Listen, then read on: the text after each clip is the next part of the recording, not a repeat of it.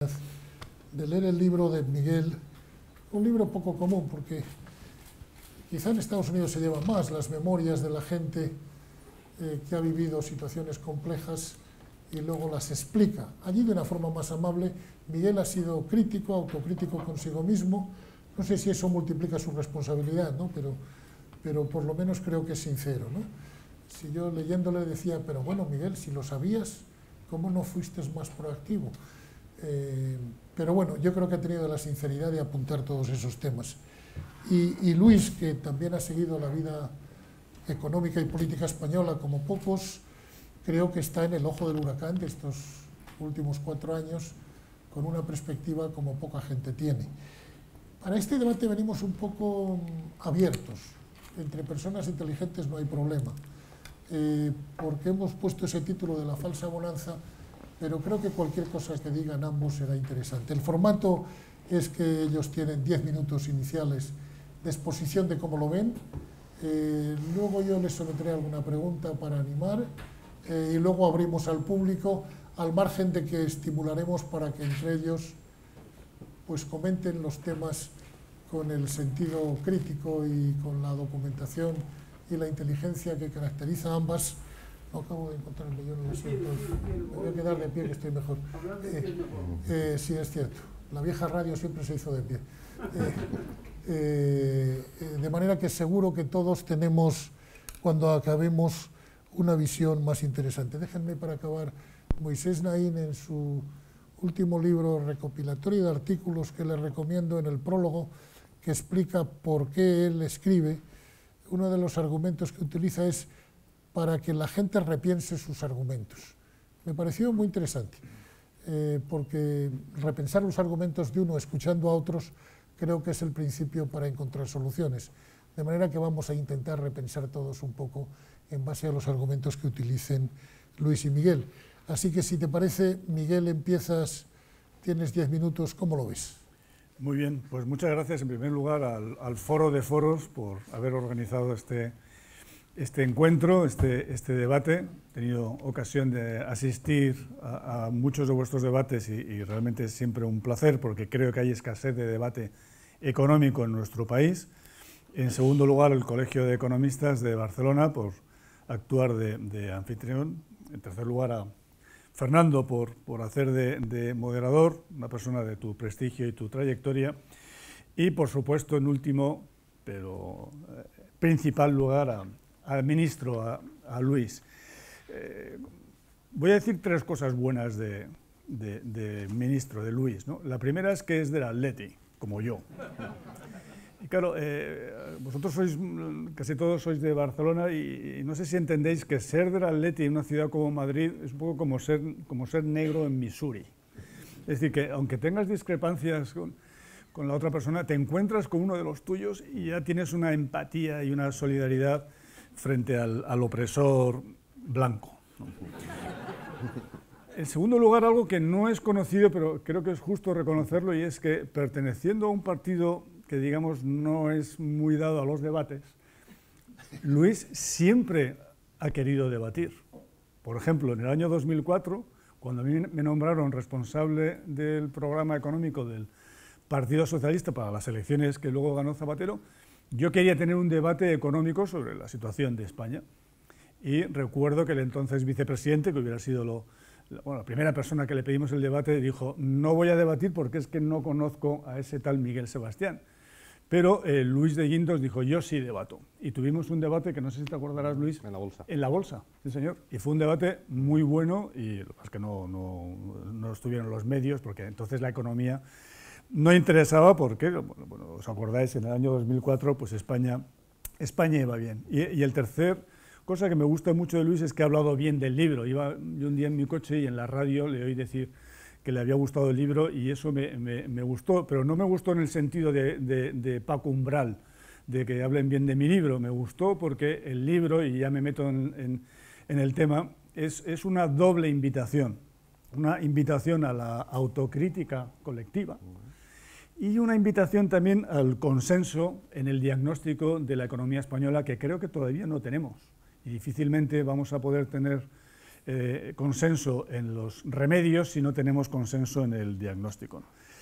Autocrítica colectiva. ¿Con esto qué quiero decir? Bueno, quiero decir que todo el que tenga más de 45 años, todos los economistas, estamos aquí en el Colegio de Economistas, ¿no es cierto?, y todos los que hayan tenido alguna responsabilidad en algún tipo de institución, no me refiero al gobierno, siempre es muy fácil los políticos, los gobiernos, no, me refiero en sentido amplio, instituciones públicas y privadas.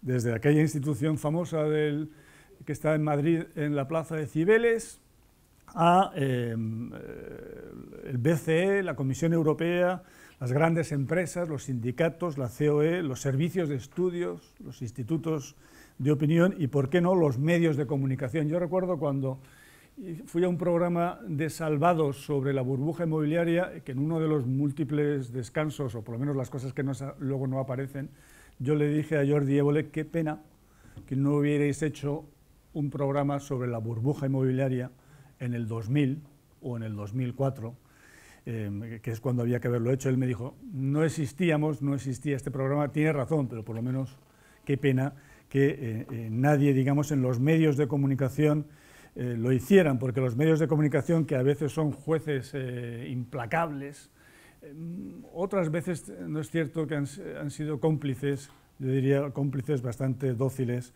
con la falsa bonanza, ¿no? Y los economistas, ¿no? Los economistas tienen un capítulo dedicado.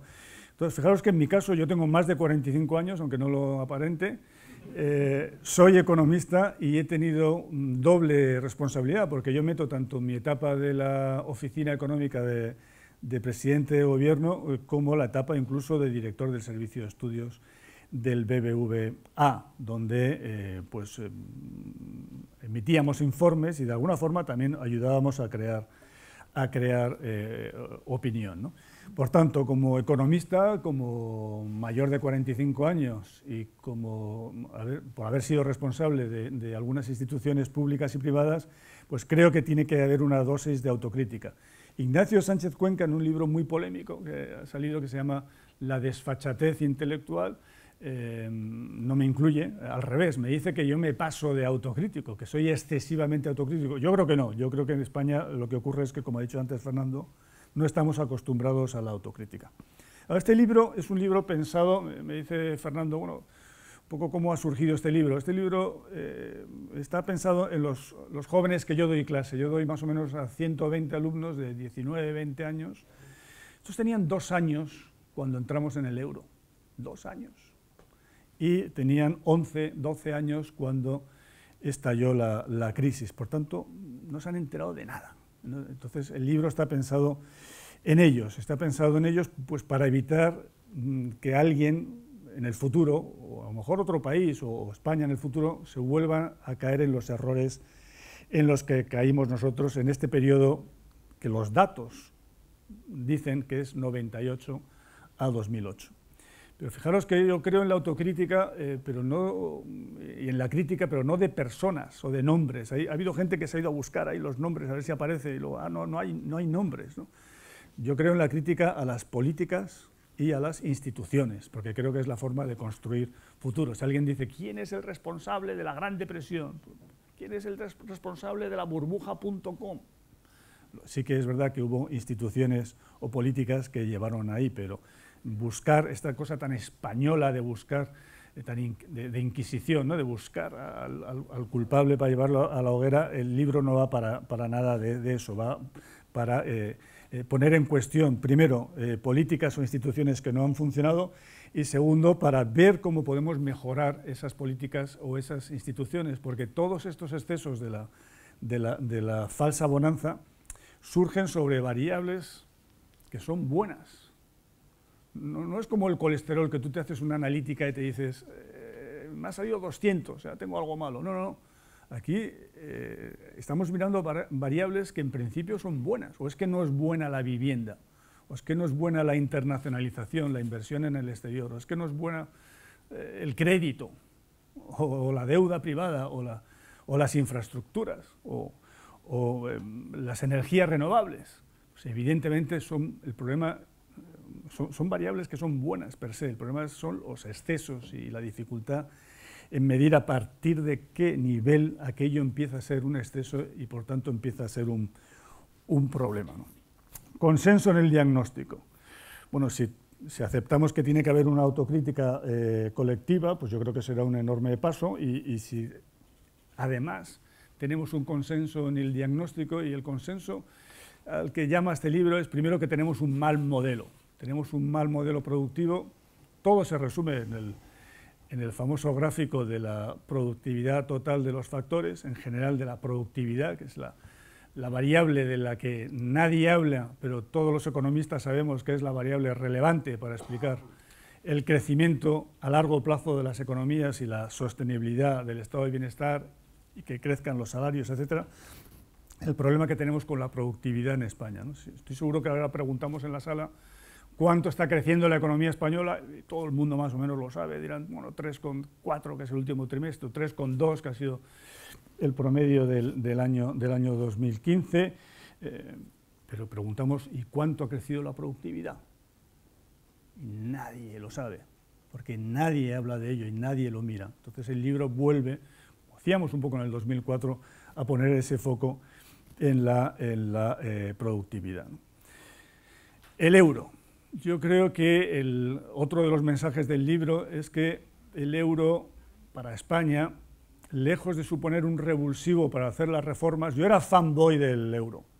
Como director de servicio de estudios, recuerdo que en el año 98 aplaudí la entrada de España en el euro y incluso estimamos cómo iba a mejorar nuestro crecimiento potencial. No sé si te acordarás tú, Fernando, porque recuerdo que entonces hablábamos mucho y era un fanboy del euro. Creo que el euro ha actuado como anestesia de nuestros problemas y de nuestros dolores. Lejos de servir como revulsivo para hacer las reformas, el euro y la bonanza, falsa bonanza que generó, nos ha incluso hecho olvidar los retos, los desafíos estructurales que tenemos desde finales de los 90, ¿no? Y con el euro ocurrió algo, pues, como ocurre muchas veces con los malos alumnos y los malos profesores, y es, ¿qué tengo que hacer para aprobar el examen? Tienes que saber el capítulo 4, el 8 y el 11. Entonces, tú te lo estudias y apruebas el examen. Pues con el euro es, ¿qué tenemos que hacer para entrar? Déficit público, deuda e inflación. Pues hacemos eso y entramos, y lo hicimos y entramos, pero el problema es que se nos olvidó el resto de la agenda, y el resto de la agenda resultó ser tan importante o más como los capítulos del examen. Y seguimos haciéndolo bien en los capítulos del examen. El déficit público lo convertimos en superávit, que llegó al 2% con Zapatero, por primera vez en la historia de la democracia. La deuda pública la bajamos del 64 al 36. Pero ahora, ¿alguien cree que si hubiéramos llegado, hay gente que dice, fue insuficiente? Pues claro, es muy fácil tener superávit con una burbuja inmobiliaria, tal, fue insuficiente. ¿Alguien cree que si hubiéramos llevado la deuda pública a los niveles más bajos, no sé, los de Sudáfrica o Australia, al 20% del PIB, nos hubiéramos ahorrado algo de la crisis de ahora? ¿Hubiéramos estado mejor de lo que estamos ahora? ¿Nos hubiéramos evitado el sufrimiento de los últimos 10 años solamente por haber tenido un superávit mayor? No. Luego el problema no era el déficit público solo, que ahí fuimos buenos en el examen. El problema fue que nos olvidamos del problema de la deuda privada y del déficit por cuenta corriente, ¿no? Por lo tanto, el euro fue un fracaso porque nos anestesió, pero es que además nos desestabilizó. Siempre que hemos fijado el tipo de cambio en España se nos ha provocado una burbuja. Nos ocurrió en el año 89, entramos en el sistema monetario europeo y ahí tuvimos avalancha de capitales, burbuja inmobiliaria. Bueno, entonces nos parecía una burbuja inmobiliaria, ¿no es cierto? Todo se pinchó al poco de terminar las Olimpiadas de Barcelona, mientras todavía resonaba el amigos para siempre, lailo, lailo, lailo, lailo, se nos desmoronó la burbuja, entonces burbuja que creíamos que era una gran burbuja y que luego fue un juego comparado con lo que vino después, ¿no? En el 98-99 fijamos irreversiblemente el tipo de cambio y se produce la mega burbuja. Y ahí, que no solamente fue la inmobiliaria, el libro narra todos los excesos e incluso cuantifica la burbuja inmobiliaria, solo es una cuarta parte del conjunto de la fiesta que supuso la falsa bonanza en nuestra economía, ¿no? Y todas estas burbujas y excesos, el problema es que no teníamos mecanismos para hacerles frente, porque el gran mecanismo que era la política monetaria lo habíamos perdido y todo el foco estaba puesto en que el euro nos podría traer problemas si viniera una crisis y no podíamos devaluar. Pero nunca nadie dijo el euro nos puede desestabilizar por el flujo de entrada de capitales, la caída brutal, descomunal de los tipos de interés y la fiesta de crédito que vino asociada a él. Y eso es donde yo creo que hay que también hacer la autocrítica. Yo recuerdo que solamente hubo 2 economistas que dijeron ojo con la entrada en el euro. Uno, Fabián Estapé, y otro, Miguel Boyer. Y ambos fueron duramente criticados, duramente criticados. Yo recuerdo Miguel Boyer, se dijeron barbaridades, ¿no? Pero lo que era este hombre, ahora está gaga, qué pena, no sé qué, no sé cuánto, está chocheando, tal. Y el otro, Fabián Estapé, al que nadie se atrevía a decirle esas cosas porque no lo hubiera tolerado con su carácter, ¿no? Pero realmente fue duro, digamos, el que no hubiera debate, ¿no? Ahora hablamos del modelo de Dinamarca, el modelo, pues Dinamarca decidió no entrar en el euro, curioso que sea el modelo. Entonces yo creo que como ahora no nos podemos salir del euro, porque eso lo quiero dejar también claro, claramente no nos podemos salir, pues tenemos que dotarnos, digamos, de mecanismos para navegar en el euro con, digamos, con tranquilidad y con un horizonte de largo plazo, ¿no? Pues claro, la segunda parte del libro, cuando leo lo que decíamos en el 2003, 2004 sobre los retos pendientes de la economía española, pues resulta que están todos pendientes, porque el euro también nos ha camuflado, el euro y la entrada de inmigrantes que supuso la burbuja inmobiliaria, claro, esto nos rellenó la pirámide demográfica y nos enmascaró, pero no resolvió el problema demográfico, el problema de las pensiones que ahora ha aflorado salvajemente una vez los emigrantes se han ido, ¿no? Por tanto, esos retos pendientes que tenemos desde el año 2003, 2004, el desempleo estructural, la dualidad del mercado de trabajo, el envejecimiento demográfico, el excesivo endeudamiento público y privado, las desigualdades sociales, territoriales, la falta de calidad institucional, el insuficiente capital humano, el insuficiente capital tecnológico, un entorno empresarial poco competitivo, un déficit por cuenta corriente crónico, nuestra dependencia energética, el tamaño empresarial, la excesiva bancarización o dependencia del crédito bancario, un exiguo espíritu emprendedor, la pérdida de peso del sector industrial y un sistema fiscal injusto y complejo. Y todo ello se sintetiza en este problema de productividad al que antes me refería. Hice un debate sobre este libro con Nacho Álvarez de Podemos y me dijo, en lo sustancial, estoy de acuerdo con el diagnóstico de este libro. Puedo discrepar en algunas de las medidas que se proponen, pero en el diagnóstico estoy de acuerdo. Yo creo que eso a mí me invita a ser muy optimista, porque si conseguimos que todas las fuerzas políticas, por lo menos las 4 grandes, llegaran al consenso de que el diagnóstico de la economía española es que España tiene un mal modelo productivo, que es muy difícil cambiarlo, pero sabemos sobre todo lo que no hay que hacer, aunque es más difícil acertar en lo que sí que hay que hacer, pues yo creo que habremos dado un salto adelante muy favorable para nuestro país. Y con esto, Fernando... Has cumplido el tiempo con precisión, casi como si fueras Godín, en el corte de cualquier ataque. Luis. Sí, buenas tardes. Muchísimas gracias al Colegio de Economistas, muchísimas gracias a Miguel por esta invitación a presentar el libro.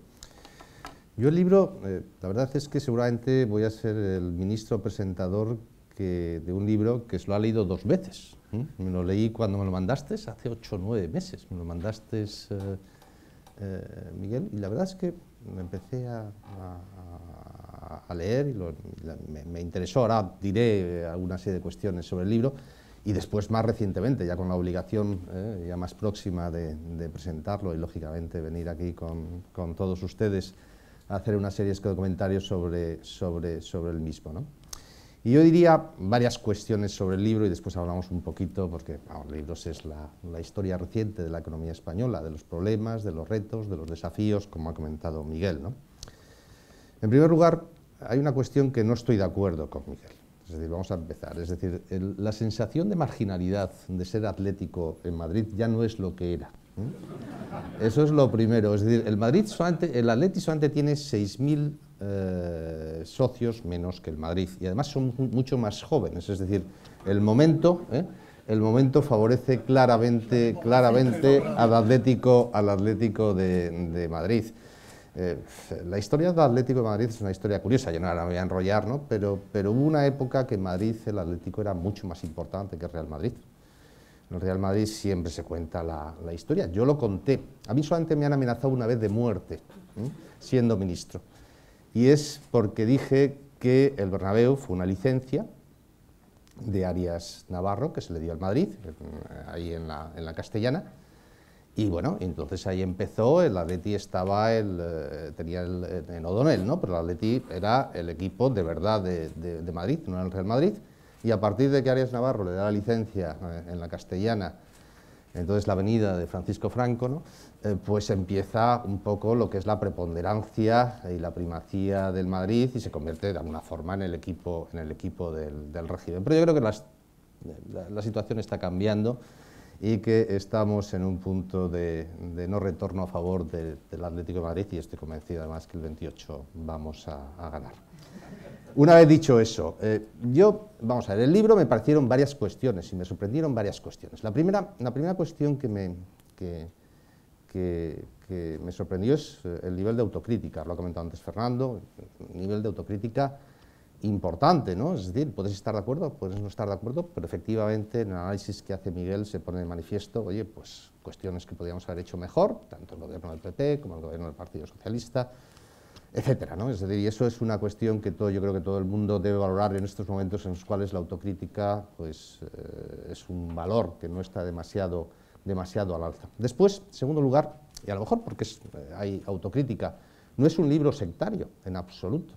Es decir, es un libro que creo que trata con objetividad la problemática de los últimos años, y además no se personaliza, no hay ningún nombre. Es decir, lo comentaba antes Miguel y estoy completamente de acuerdo. Es decir, eso es de alguna forma una señal inequívoca de que no es un libro sectario. Y después, yo prácticamente creo que estoy de acuerdo en el 90% de las cosas que comenta Miguel, ¿no? De las causas de los problemas, de las dificultades, de la burbuja, de la crisis que hubo en España. Hay cuestiones específicas que no estoy de acuerdo, por ejemplo, la ley del suelo. Bueno, la ley del suelo, que le da importancia a Miguel. La ley del suelo, en primer lugar, se la cargó el Tribunal Constitucional, y en segundo lugar, pues que hubiera mayor oferta de suelo no creo que hubiera sido malo desde el punto de vista de evitar la burbuja inmobiliaria. Creo que, por ejemplo, estoy completamente de acuerdo en todo lo que tiene que ver con las ayudas o con las desgravaciones fiscales en el IRPF a la vivienda. Es decir, eso ahí tuvimos un animal, tuvimos una especie de instrumento que cebó la bomba de la burbuja inmobiliaria.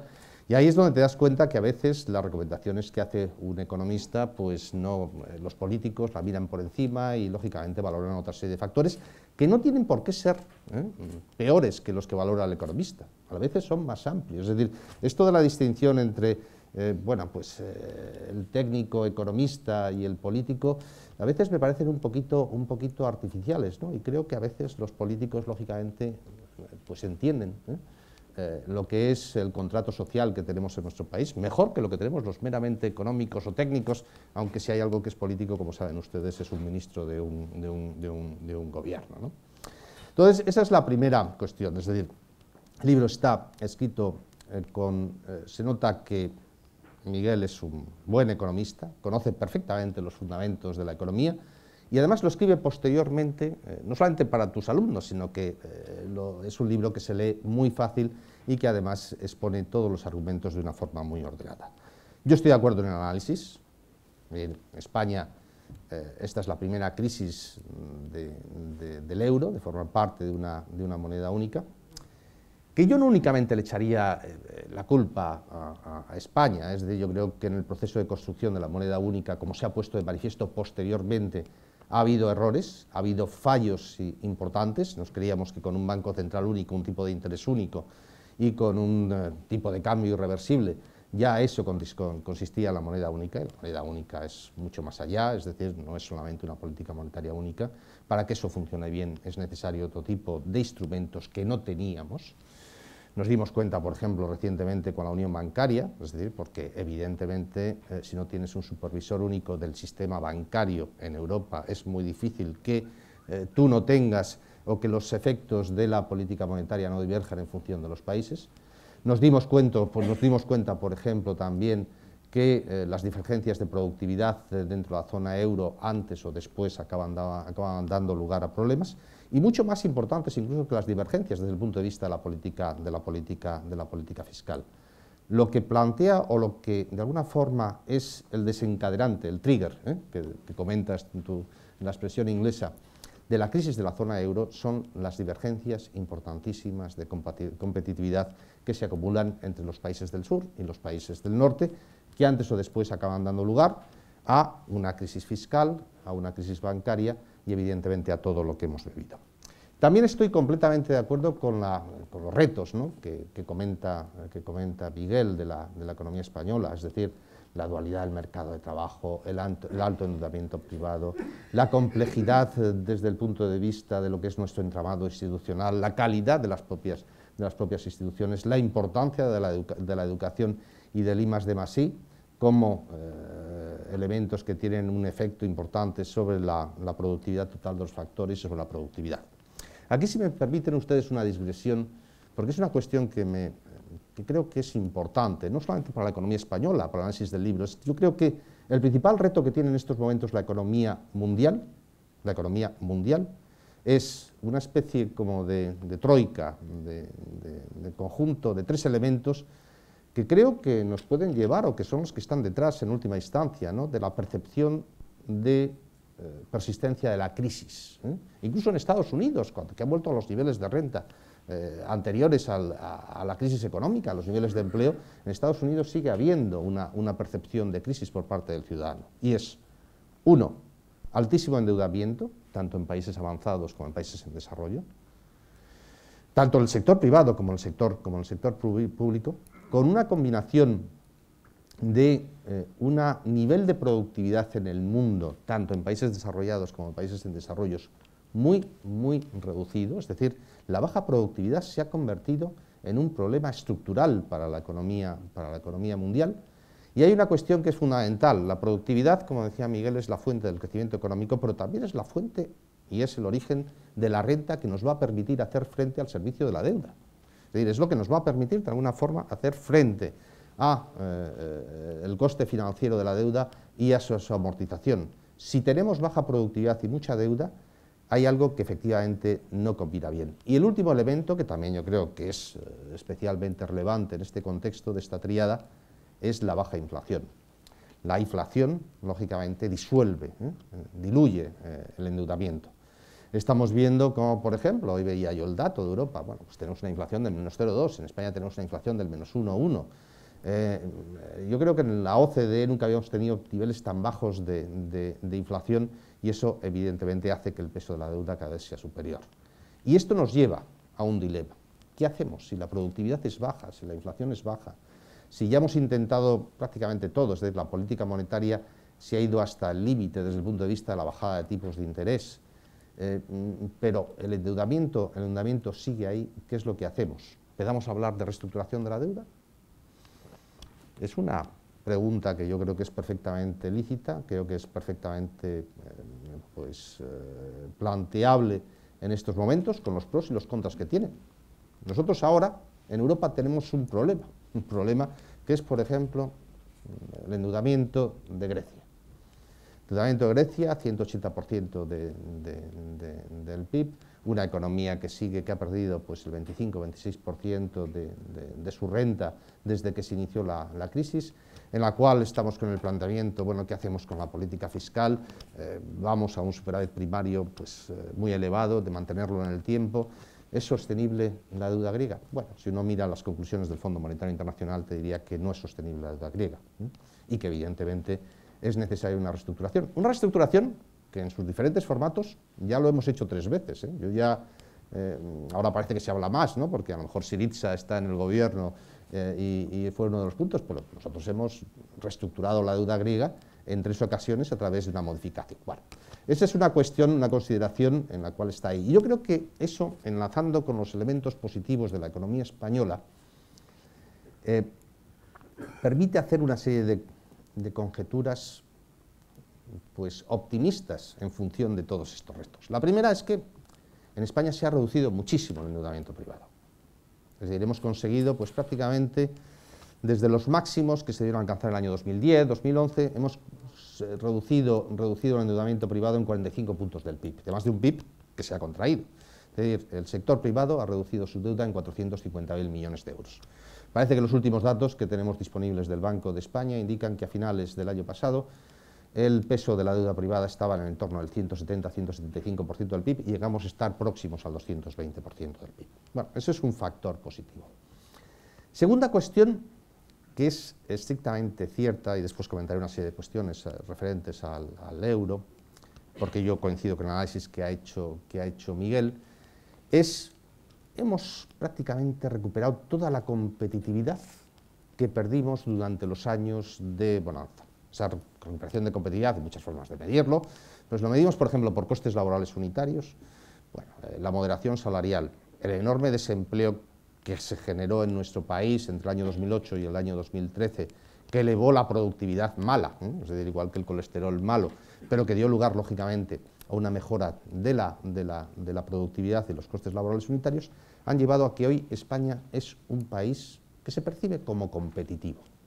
¿Por qué se percibe como competitivo? Pues se percibe como competitivo y uno lo ve en la evolución de nuestras exportaciones, lo ve también en otra variable, que es cómo compite la producción nacional con las importaciones en el mercado doméstico, que esa es una cuestión que es fundamental, y también se percibe competitivo en función de la inversión extranjera. Es decir, a mí, por una serie de circunstancias, me ha tocado ser ministro en funciones al cuadrado en relación con industria, y ayer veía, por ejemplo, las inversiones en el sector del automóvil en España. Es decir, el sector del automóvil en España en los últimos 4 años, los grandes fabricantes internacionales, que este es un mercado abierto, es un mercado muy competitivo, han comprometido cerca de 10.000 millones de euros. Bueno, y en tercer lugar, otro factor positivo, ¿no? Mirando para futuro y para poner una nota un poquito más optimista, es la situación del sistema financiero español.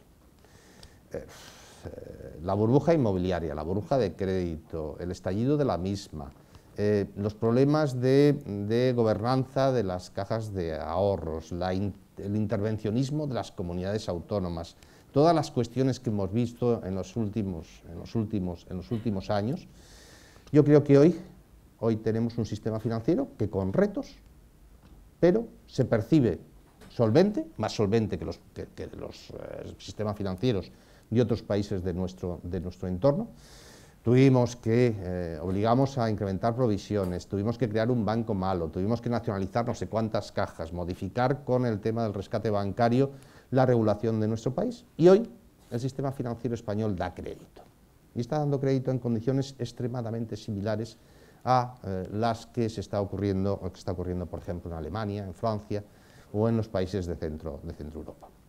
Por lo tanto, hemos corregido desequilibrios, seguimos teniendo, sin duda, problemas importantes, pero hoy tenemos un sistema financiero que se percibe, como decía anteriormente, como solvente, que tiene retos sin duda en los próximos meses, y España además también se percibe como un país competitivo.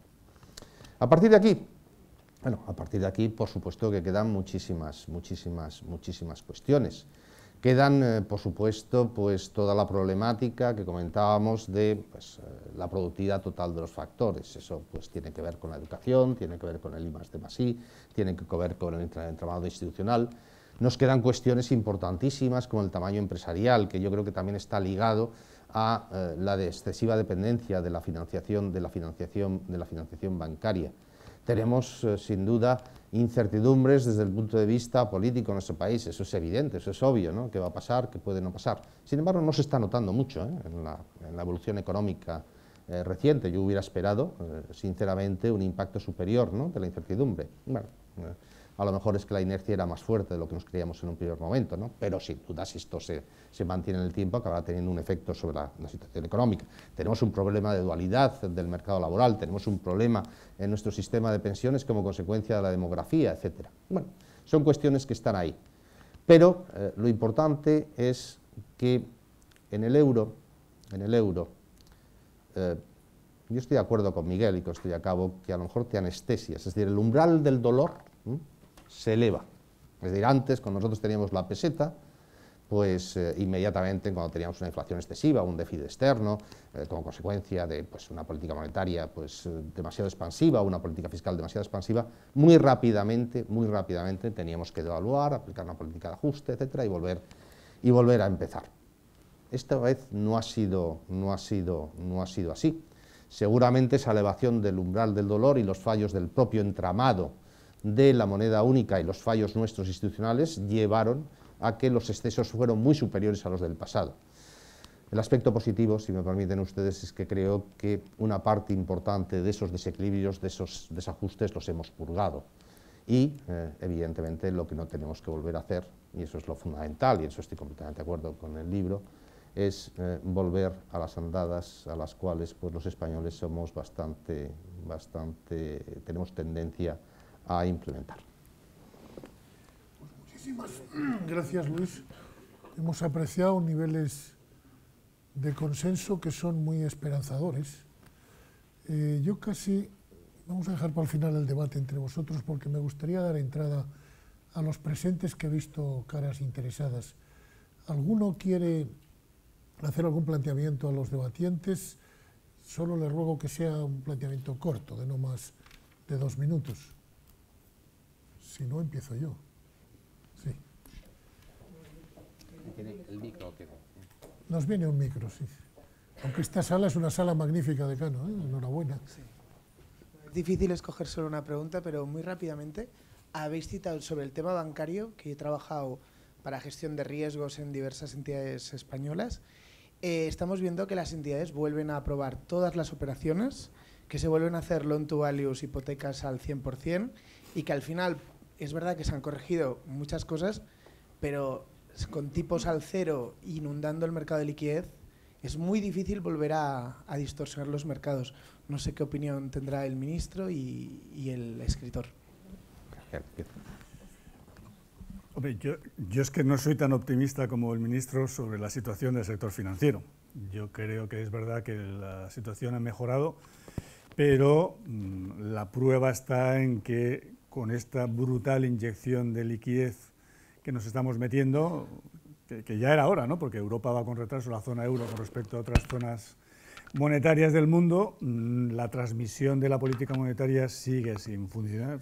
Ves los datos de crédito y no es verdad que esté creciendo el crédito al sector privado y donde crece básicamente es en las hipotecas, ¿no? Realmente es que lo que creo que pasa, además de la situación, digamos, de solvencia y de rentabilidad del sector financiero, que tengo mis dudas sobre ambas situaciones, es que tenemos también una banca muy antigua, lo que sabe es dar hipotecas y poco más, ¿no? Y financiar a las grandes empresas y dar hipotecas, ¿no? Y esto de a los emprendedores y las pymes y la innovación, pues lo siguen viendo como algo muy arriesgado. O sea que yo creo que también hay un problema cultural, digamos, en el sector de resistencia a financiar proyectos emprendedores, ¿no? No sé cómo se corrige esto, pero desde luego creo que tenemos que dar cabida a una entrada de financiación alternativa a la estrictamente bancaria en nuestra economía, incluso con apoyo del sector público, ¿no? Bueno, la pregunta y la respuesta ha sido un poco divergente. Tú dices, oye, estamos otra vez aquí volviendo a las andadas, y aquí, sin embargo, Miguel Sebastián dice, oye, pues no. Es decir que, las andadas para algunas cosas, para otras no. Desde vuelta a las andadas se ve, por ejemplo, en el que se plantea en Madrid, por ejemplo, ¿no?, la operación Chamartín y la operación Campamento. Prácticamente, yo diría que todas las fuerzas políticas y prácticamente todos los medios de comunicación han apoyado la operación Chamartín y la operación Campamento, pero es que no tenemos exceso de ladrillo. Es que no hemos tenido suficiente. Claro, me dan ganas de, os va a sorprender, pero me dan ganas de mandar un mensaje de Carmena, aguanta, sé fuerte, ¿no? Porque creo que en el fondo lo que subyace en nuestro país es que el ladrillo nos pone, ¿no? Pues en ese sentido sí que volvemos a las andadas y se ve en las hipotecas, en el loan to value del 100 y 100 y pico %, etcétera, pero en la financiación, digamos, al sector productivo no es verdad que esté mejorando. Entonces, en ese sentido sí que comparto por esa probablemente excesiva valoración de unos riesgos que no son tan arriesgados como otros que han demostrado que sí que lo son. Y perdóname, ministro, que te he interrumpido, ¿no? No, vamos, yo voy a intentar dar las cifras. Uno, el desapalancamiento de la economía española continúa. Es decir, el nivel de endeudamiento del sector privado, su peso en la economía, se está reduciendo y sigue reduciéndose. Es decir, incluso el stock, no solamente el ratio, sino el stock, se está reduciendo.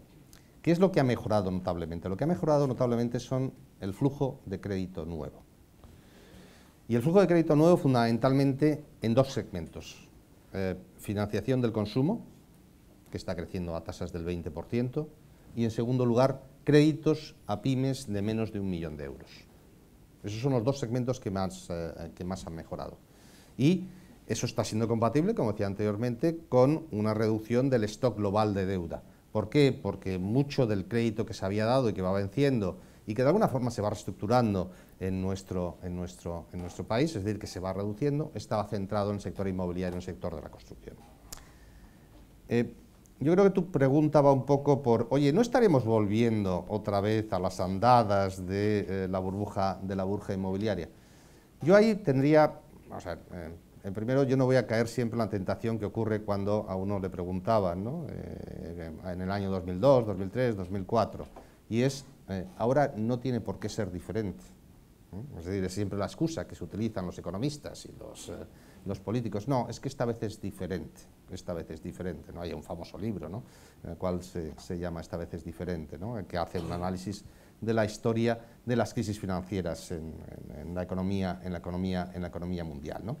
Pero sí hay varias cuestiones que son importantes. En primer lugar, la construcción llegó a suponer el 20% del PIB español.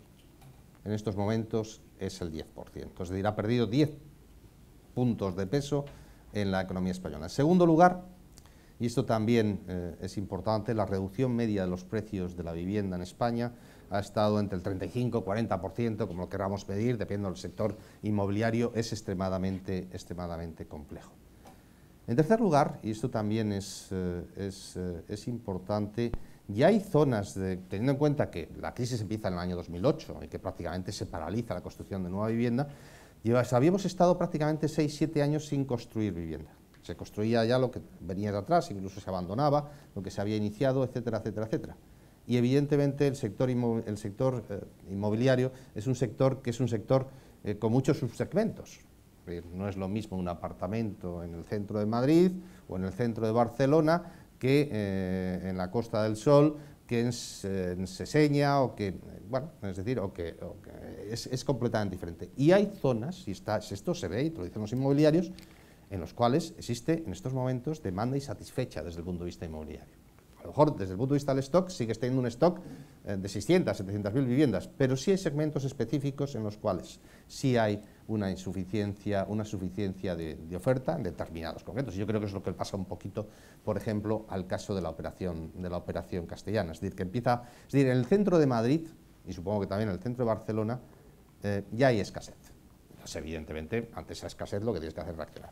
Una vez dicho eso, desde el punto de vista de las condiciones financieras, no se pueden volver a hacer borradas. Y yo creo que además hay un aspecto, que esto sí es un cambio estructural, que además es una de las cuestiones que yo creo que Miguel trata perfectamente, que es el tema de la supervisión bancaria. Bueno, la supervisión bancaria ya la realiza el BCE. Y es curioso porque el supervisor único está dando mucha importancia a las condiciones de concesión de crédito y algo que a nosotros se nos había olvidado, que es el gobierno corporativo de las entidades financieras, que para mí es vital. Es decir, no sé si saben ustedes, por ejemplo, que ahora cuando un banco español nombra a un nuevo consejero, pues ese nuevo consejero, el visto bueno, tras un análisis detallado de su currículum, lo da el Banco Central Europeo. Y yo creo que eso es algo positivo. Y algo similar pasa con las entidades de resolución.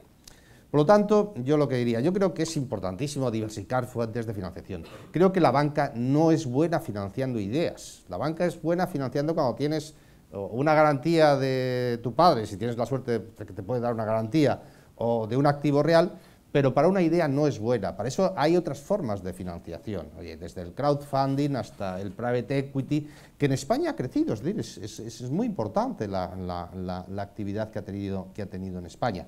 Pero, evidentemente, yo creo que todavía estamos muy lejos, como conclusión de todo lo anterior, de que en España estemos repitiendo otra vez un comportamiento de burbuja. Es decir, aquí estamos un poquito sesgados y pasamos del frío al calor sin solución de continuidad, que decía el poeta, y eso tampoco es así, es decir, que hace 2 telediarios estábamos hablando de la crisis inmobiliaria todavía. Sí, gracias. Bueno, yo en primer lugar querría dar la bienvenida a un libro que hace autocrítica. No abundan las obras de autores que hagan autocrítica. Sí, perdona. Por si no me han oído, no sé si me han oído, ¿se oye o no se oye? Se oye bien, sí. Decía que en primer lugar quería dar la bienvenida a un libro que hace autocrítica, porque no abundan los libros de autocrítica de personas que han tenido altas responsabilidades. Por tanto, enhorabuena, porque la actitud en sí misma ya es la actitud de autocrítica es un gran valor. Yo querría hacer un comentario y una pregunta. El comentario se refiere a tu afirmación de que solo Estapé y Boyer se mostraron contrarios al euro. Bueno, era por circunstancias especiales, los estaban fuera del circuito político en aquel momento. Hubo otros economistas que estuvieron en contra, pero no encontraron oídos. No encontraron oídos porque la presión en favor del euro venía de lo más alto y apretaba lo más fuerte. Y entonces los escasos argumentos que se pudieron formular, que son exactamente los que tú has mencionado, primero había que hacer las reformas y luego entrar en el euro. Eso algunos lo publicamos. No era difícil, no tenía mérito, era la tesis del Bundesbank. O sea que no estoy buscando méritos, era sencillamente acoger el argumento muy sólido del Bundesbank. ¿Qué nos enseña? Respecto a los economistas que tampoco supieron ver lo que venía. Creo que hay una excepción notable que vale la pena señalar, y es la del actual gobernador del Banco de España, Luis Linde. Recuerdo que en 2005-2006, no sabía precisar exactamente cuándo, me envió una fotocopia de la balanza de pagos y sus componentes diciéndome, fíjate, 10% de déficit comercial, esto no puede seguir así. Y se desgañitó, queriendo hacer llegar la visión de que aquel proceso no podía continuar así. Tampoco encontró oídos, Nadie quería escuchar este tipo de argumentos. Por lo tanto, una primera lección que yo creo que se desprende de todo esto es que para que los debates sean fructíferos hay que querer escuchar. Porque se puede debatir, pero si las partes no quieren escuchar, no se logra ningún fruto. Y la tradición en España de que no se quieran escuchar es muy larga y arraigada. Yo recuerdo a Mariano Rubio cuando decía, esta es la única política económica posible. Esta frase letal. Esta es la única, es decir, no me discutáis, que yo y solo yo sé lo que hay que hacer. Mal camino para un debate. Bueno, esto es el comentario. Ahora mi pregunta. La pregunta se refiere a la tensión, que no hace falta calificar, entre Alemania y los países endeudados.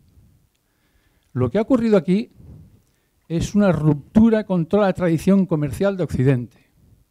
Cuando un prestamista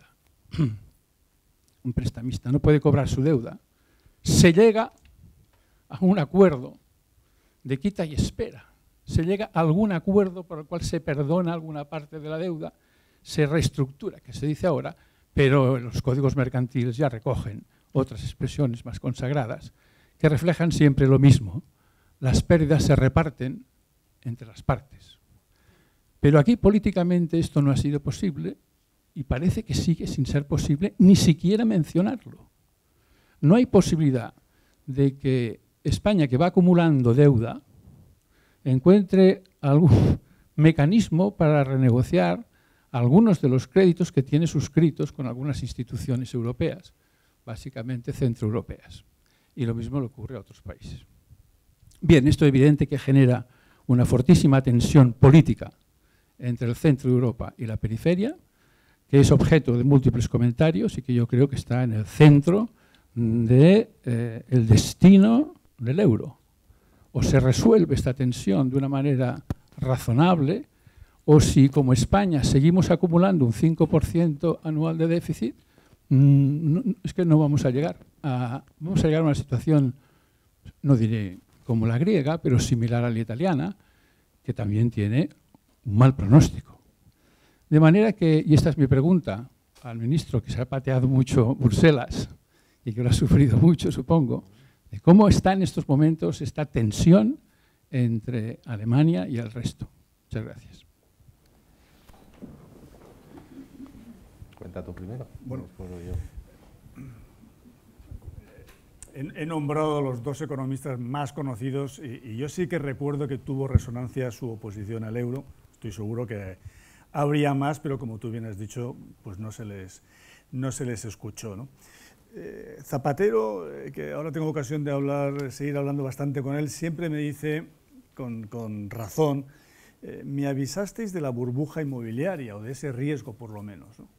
De la baja productividad, de la necesidad de I+D, de la dualidad del mercado de trabajo y su ineficiencia, los temporales, los fijos, pero nadie me habló del déficit por cuenta corriente. Y tiene razón, nadie lo hizo. ¿Pero por qué nadie lo hizo?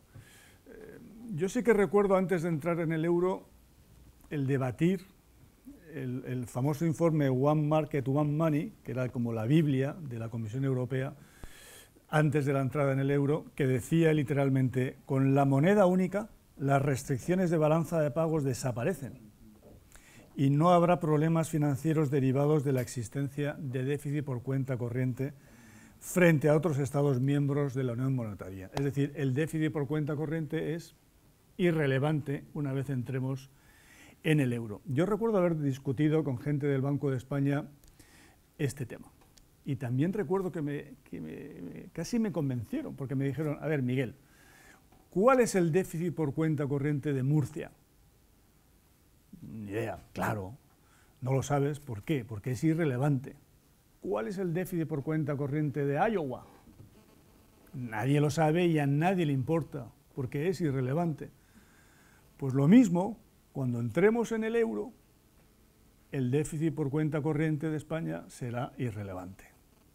Y no lo fue, porque no era una genuina unión monetaria como lo era la peseta o como lo era o como lo es el dólar americano.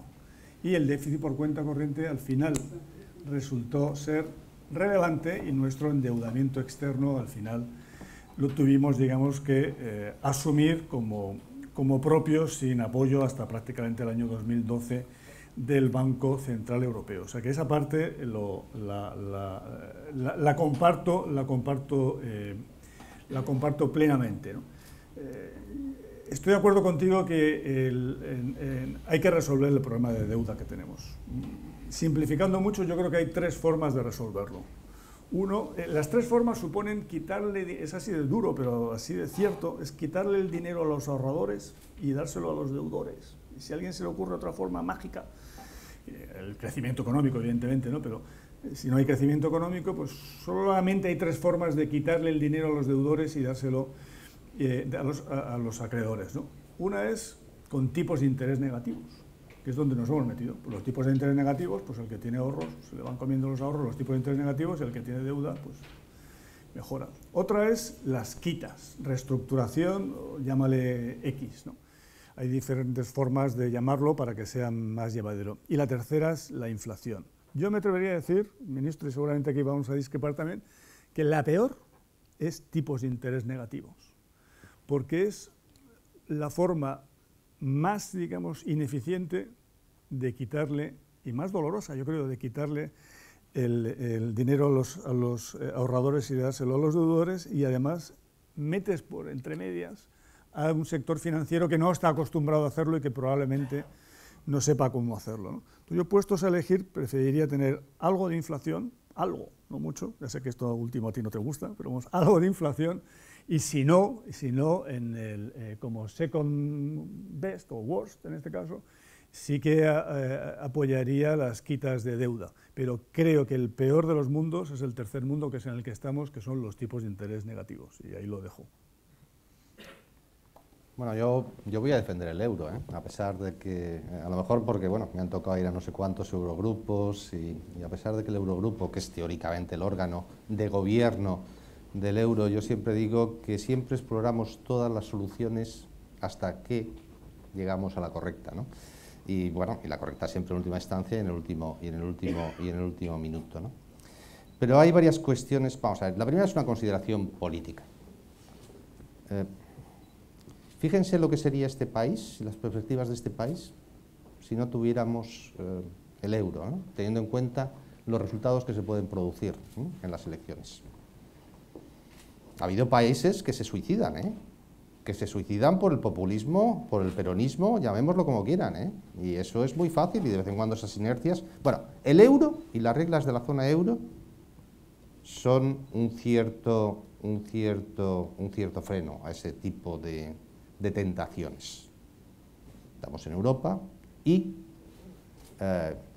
vamos a ver, hasta Syriza ha entrado por el aro, En cuanto, ya no nos acordamos del mes de agosto del año pasado, cuando las colas de los pensionistas para sacar el dinero, porque claro, se daba la contradicción que el 90% o el 80% de la población griega no quería salir del euro, lógicamente porque es una moneda fuerte, pero simultáneamente pues había un partido en el gobierno que incluso planteó hasta un referéndum en el cual se decía no, pero no quiero ajustes. Bueno, es decir, pero al final el otro día Syriza pues ha llevado a cabo otra reforma de las pensiones en Grecia, otra subida de impuestos, que a lo mejor puede estar de acuerdo o no estar de acuerdo. A lo mejor el problema de Grecia no es un problema de tipos, es un problema porque el 60% de las familias en Grecia no paga impuestos. Es un problema mucho más de amplitud de bases, ¿no?, o de reformas estructurales, o de romper de alguna forma ese capitalismo de amiguetes raro que tienen en el ámbito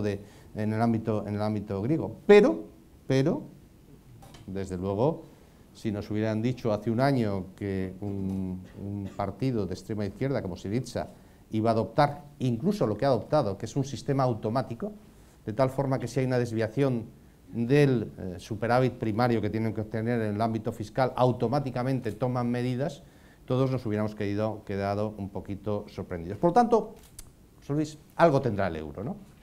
En eso, algo tendrá el euro. Otra cuestión distinta, completamente distinta, es que para que el euro funcione bien, hace falta compartir más riesgos. El problema de la zona euro es que no hemos compartido el riesgo en un nivel, es decir, es una unión monetaria en el cual el nivel de mutualización de riesgo no es suficiente.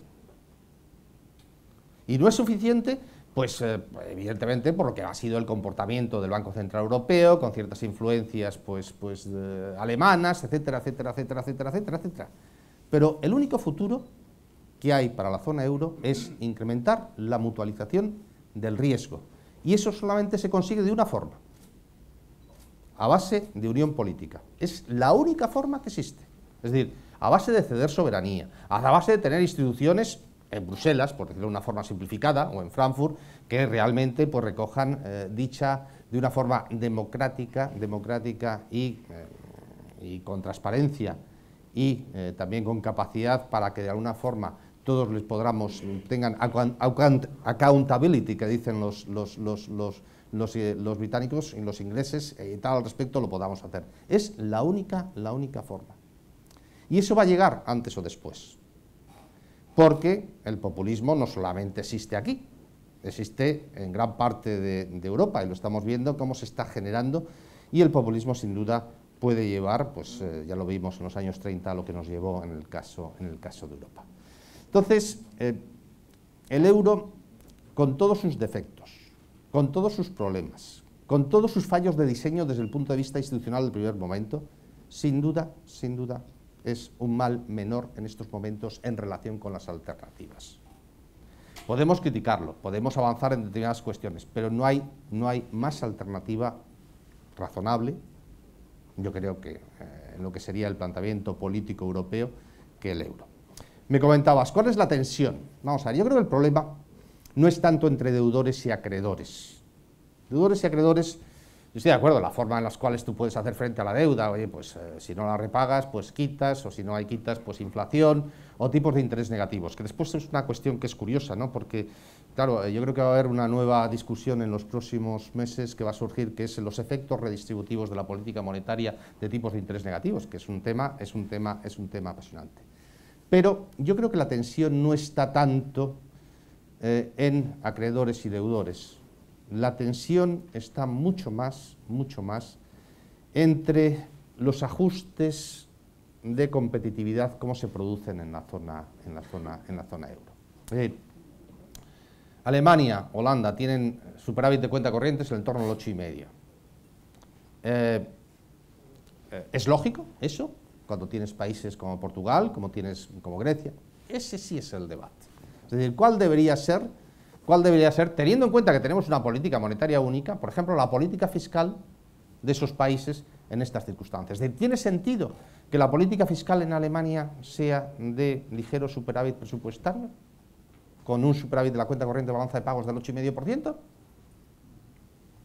Esa es una buena consideración. Y ahí, eso me lleva otra vez a lo que os comentaba anteriormente. Es necesario que haya un gobierno económico de la zona euro que de alguna forma esté por encima de ese tipo de planteamientos nacionales y que determine lo que tiene que ser el comportamiento del conjunto de la Unión.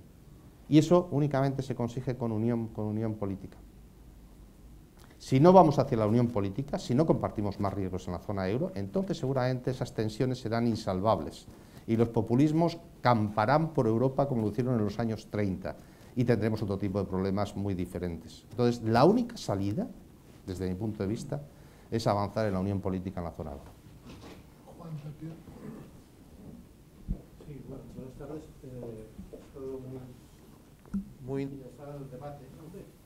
Las reflexiones, me hubiera gustado este consenso cuando gobernaba el señor Zapatero y tuvo que tomar las medidas de primavera del 2010. Mayo del 2010. Mayo del 2010, cuando fueron los independentistas catalanes, bueno, los ahora independentistas catalanes, los que salvaron que España no tuviera que pedir el rescate, ¿no? Y me hubiera gustado también que el señor Sebastián estuviera ahora haciendo que el señor Pedro Sánchez dijera lo que está diciendo aquí, ¿no? O sea, porque claro, estar en el consenso en un debate de economistas mientras sus jefes políticos hacen todo lo contrario, pues es un desequilibrio. Y España está desequilibrada en ese sentido. El señor Guindos y el señor Sebastián dicen cosas sensatas y sus jefes dicen cosas insensatas. Bueno, eso, pero eso es un comentario así. Pero la otra pregunta es ¿por qué demonios el populismo en todos los países de la Europa Central, incluso en Francia, que no sé si en Europa Central o no, van a la extrema derecha, y en España y Grecia, un compañero de viaje no agradable, van a la extrema izquierda? ¿Qué pasa? ¿Por qué la crisis, todo eso beneficia a Marine Le Pen o a la extrema derecha austriaca, incluso en Estados Unidos a Trump, y en España beneficia a la extrema izquierda como en Grecia? Gracias. Bueno, por alusiones empieza tú primero. Sí.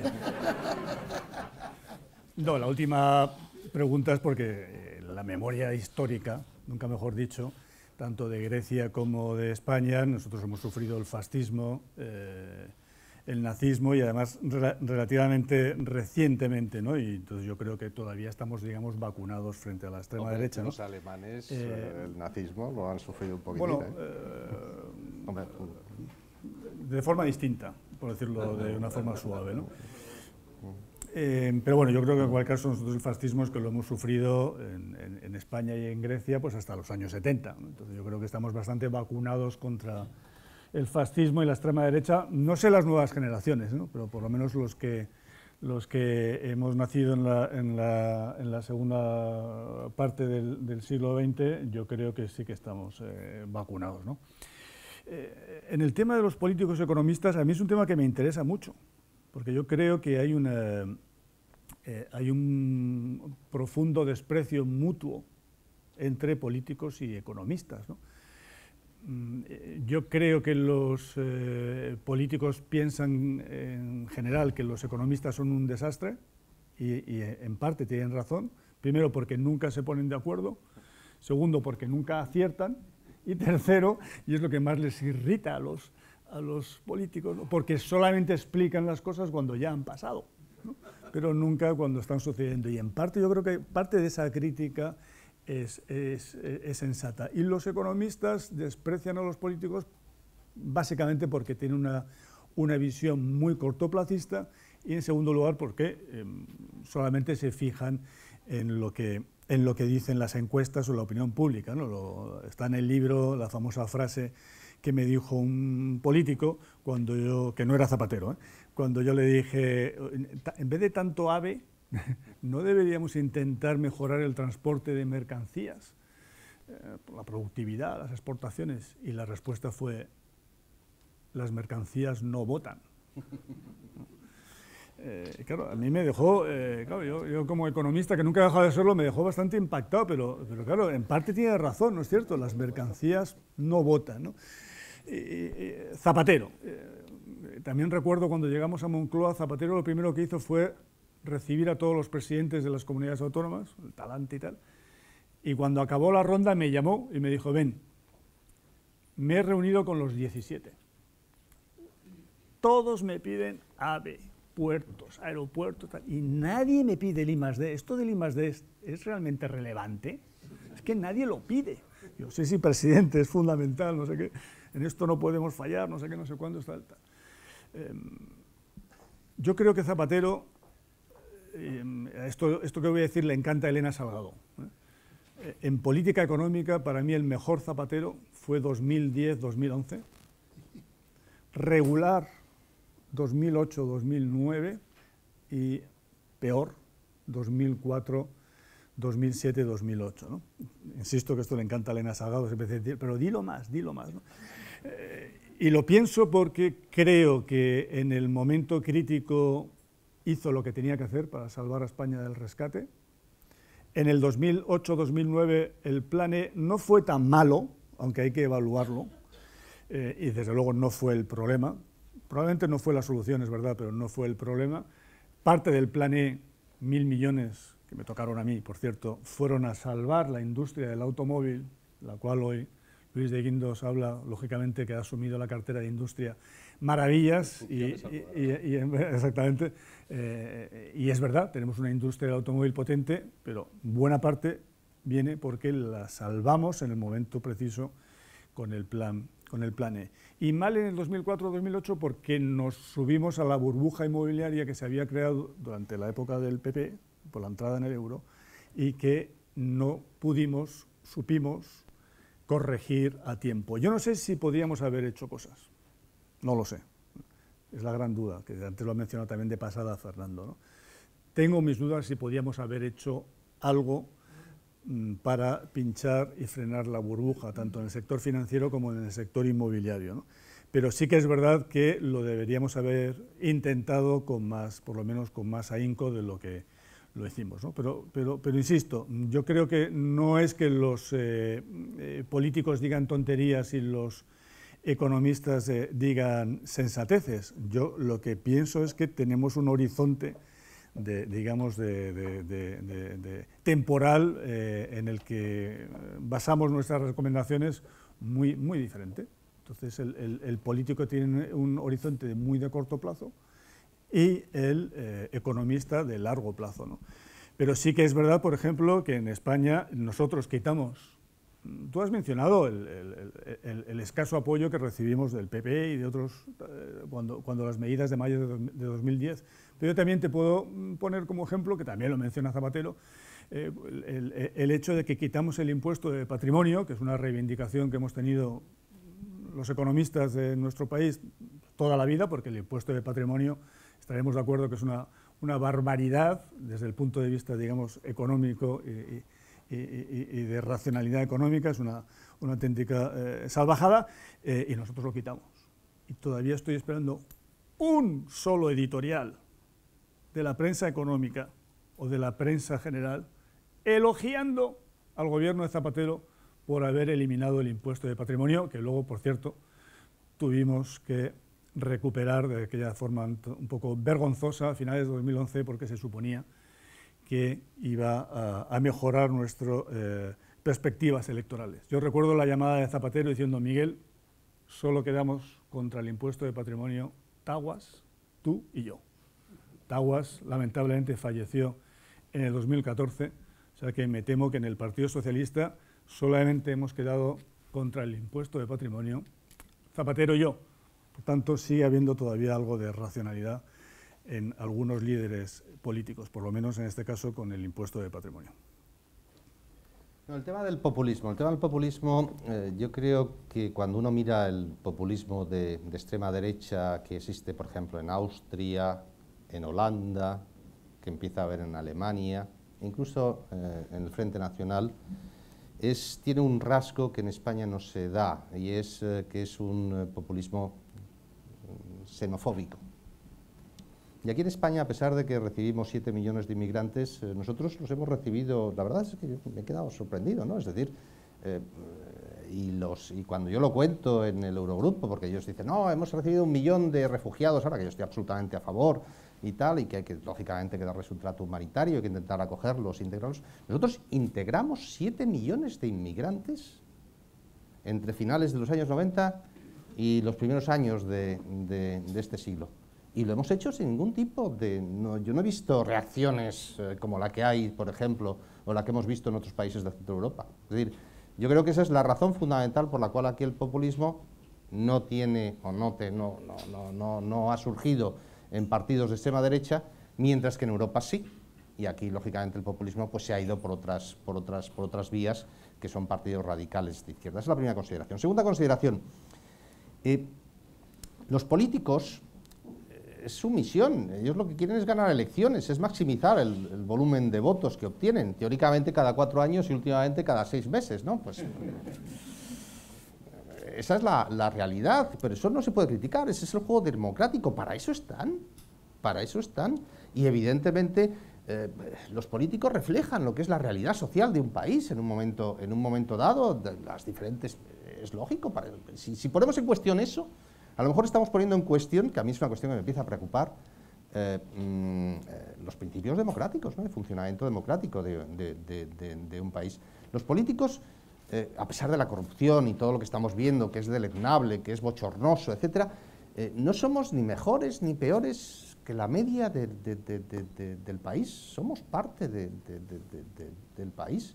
Y si alguno considera que somos extraterrestres, oye, yo me incluyo, yo soy un político, no hay nada más político que ministro, vuelvo a repetir, pero no creo que sea, es decir, que somos una representación, ¿no? del gobierno de Zapatero, el gobierno de Rajoy, el anterior, el de Aznar, de lo que hay, porque representa lo que es la voluntad popular, oye, que más o menos cada uno vota y sale lo que sale. Por lo tanto, esto de criticar en abstracto a los políticos, yo creo que estamos a un paso de empezar a criticar el sistema democrático, lo cual a su vez enlaza con el tema del populismo, ¿no? Y yo creo que en eso es una cuestión en la cual yo siempre digo que hay que tener cuidado.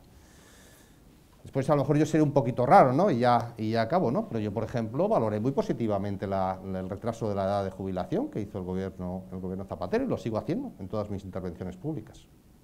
Bueno, pasar de 65 a 67 años era una medida muy razonable, y que además después se ha complementado pues, con el factor de sostenibilidad y con la penalización de la edad de jubilación, de la prejubilación.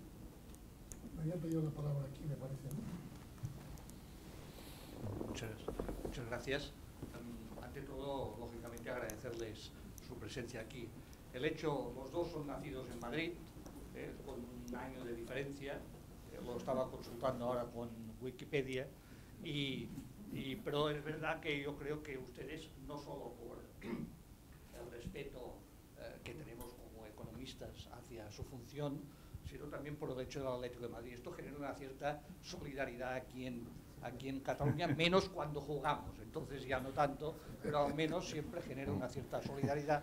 Y yo creo que en general el catalán va a estar a favor del Atlético de Madrid, al menos en la final de la Copa del Rey. Por tanto, esto lo digo a efectos de crear un cierto clima en este sentido, y apuntar una cosa. Ustedes, los dos, han coincidido en una lista de temas sobre los cuales habría que actuar y que no están resueltos. Uno de ellos me ha llamado la atención, que es la denominación de la complejidad del entramado institucional, que lo han dicho los dos. No han hablado nada. La complejidad del entramado institucional, dicho así, yo no he leído el libro, por tanto, dicho así, puede tener muchas visiones, puede identificar muchos problemas y seguro que ahora también podríamos hablar largo y tendido de esto. Pero entiendo, como no lo han tocado el tema que voy a decir, es posible que esté en la complejidad del entramado institucional, que es las relaciones Administración Central-Comunidades Autónomas.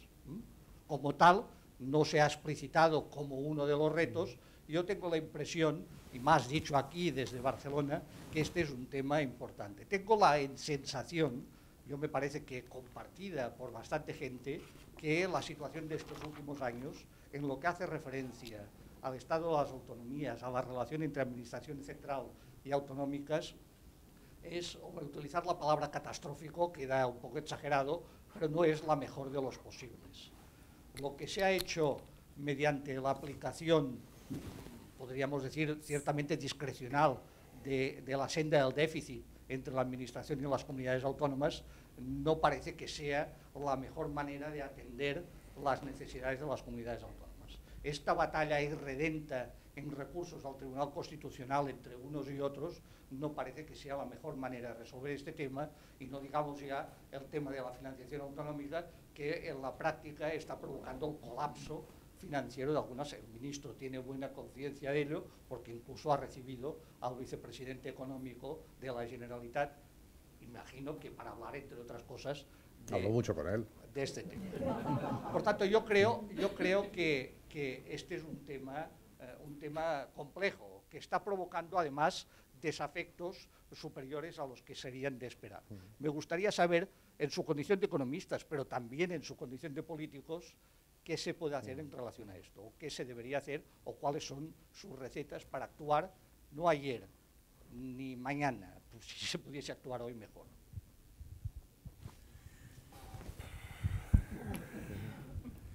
Bueno, cuando hablamos del entramado institucional, claro, es un cajón muy amplio, ¿no? Estamos hablando, desde luego, claramente, yo creo que estaríamos todos de acuerdo, que tenemos un sistema muy burocrático todavía, tenemos una enorme cantidad de duplicidades, de complejidades. Creo que esto no ayuda para nada a los emprendedores y muchas veces no ayuda ni a los propios consumidores o usuarios, ¿no?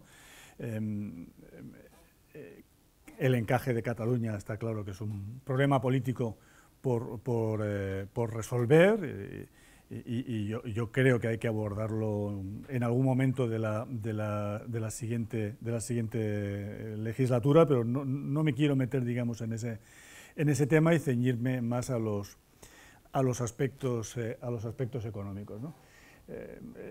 La propuesta del libro es intentar sacar, si es posible, del debate ideológico 4 o 5 áreas en las cuales las pudiéramos abordar al margen del debate ideológico. Como el ministro Luis de Guindos ha mencionado que le gusta el retraso de la edad de jubilación, a mí también, pero desde luego os puedo asegurar, porque lo sabemos por las encuestas, que una de las cosas que mató a Zapatero electoralmente hablando me refiero, fue el retraso de la edad de jubilación. O sea, no hubo tampoco ni un consenso, ni un apoyo, digamos, social, ni mediático, ni político. Quiero recordar que vosotros os opusisteis a ese retraso. Me alegra de que tú estés a favor, no tú, tu partido político, el partido político que apoya, digamos, tu gobierno, ¿no? Entonces, si pudiéramos sacar la energía, que yo también lo intenté, del debate ideológico, la educación, estamos todos de acuerdo de que tenemos un modelo educativo que no funciona. Yo lo he notado cuando he vuelto a la universidad a dar clase después de prácticamente 8 años, yo lo he notado, el bajón que han dado nuestros alumnos. Yo se lo he dicho a Zapatero, oye, que estos son los nuestros ya, los de nuestra ley, ¿no? Esto de que no tenemos un problema educativo en España no es verdad, ¿no? Yo creo que lo tenemos que abordar. Por lo tanto, si podemos sacar las pensiones, la educación y la energía del debate ideológico, yo creo que podemos dar un enorme salto hacia adelante. Y para mi sorpresa, Nacho Álvarez, que igual le pasa lo que has dicho tú, Joan, del economista y el político, ¿no? Que el economista en este caso es sensato y su líder político no tanto, ¿no? Pero él dijo que creía que sí que se podían sacar las 3 cosas del debate ideológico y, por tanto, pegar ese avance que sería muy bueno para nuestro país, ¿no? Yo voy a centrarme en la financiación autonómica, ¿no? Es decir, es una cuestión fundamental. Hemos tenido una desviación del déficit público. Yo no le he echado la culpa a nadie. Cuando yo voy a Bruselas, al Eurogrupo, al Ecofin, tengo que defender las cuentas públicas del conjunto de las administraciones públicas españolas, y creo que no este es un tema de tú tanto, yo hago más, tú haces menos, etc. Yo creo que, y esto es una propuesta absolutamente personal, es decir, no vean ningún, porque yo estoy hablando aquí a título absolutamente personal, ¿no? Yo creo que hay que ir a un nuevo sistema de financiación autonómico, el cual lógicamente tiene que ser, y esto va de suá, más generoso con las comunidades autónomas, pero el déficit de las comunidades autónomas tiene que ser 0. Tenemos que sacar el debate del déficit de las comunidades autónomas, si es el 0,3, el 0,4 o el 0,5, eso hay que sacarlo del debate. Porque o sea, es muy lícito lo que usted comentaba, ¿no? El esfuerzo que a mí me lo dicen, gente de los gobiernos autonómicos, no, es que estamos haciendo más esfuerzo que la administración central. Bueno, bien, ¿y las pensiones? ¿Y el sistema de pensiones? Porque eso somos todos, eso no es ni central ni autonómico, es decir, las pensiones se pagan en todo el territorio español. Entonces yo la propuesta que creo que las bases fundamentales de esa propuesta a futuro, que además sería bien visto por nuestros socios comunitarios, nos quitaría un montón de problemas, es establecer un sistema de financiación de la administración central a las administraciones autonómicas, que lógicamente, vuelvo a repetir, tienen que ser más generosos, pero el compromiso y la lealtad de las comunidades autónomas tiene que ser que el déficit sea 0. Hemos centralizado ya la financiación, es decir, nosotros en estos momentos el Tesoro español está financiando, está asumiendo todos los vencimientos de deuda de la gran mayoría de las comunidades autónomas en nuestro país. Estamos cubriendo todo el déficit público de las comunidades autónomas, desde el punto de vista estrictamente de financiación. No hablo de financiación como participación en ingresos, como ingresos corrientes, hablo de financiación como préstamos. Y eso es un primer paso. Si el déficit de las comunidades autónomas fuera 0, entonces, lógicamente, siempre el superávit o el impacto estaría en el Estado, aparte de lo que ocurre con la seguridad social. Y eso sería mucho más manejable y mucho más explicable a los mercados y al conjunto de la sociedad. Nos quitaríamos este lío de que si tú tienes más, yo tengo menos, y únicamente lo que tendríamos que establecer es un sistema transparente, previsible y justo, y ajustado al ciclo económico, por supuesto, de financiación de la Administración Central a la Administración Autonómica. Si le sirve de algo, esta mañana en Madrid la presidenta de Andalucía ha sido también parecido a su intervención, en los mismos términos del planteamiento de la clarificación, y sin duda alguna será uno de los temas del próximo gobierno. Sé que el ministro tiene que coger un avión en un ratito y me habían pedido que si a las 8 menos 5 te dábamos libertad, sería... Muchas gracias a todos, yo creo que han sido intervenciones interesantes que si nos ayudan a repensar, a lo mejor conseguimos que en el futuro estemos mejor. Gracias. Muchas gracias. Muchas gracias. Bueno, Zabalete, si ganamos, me invitas a comer.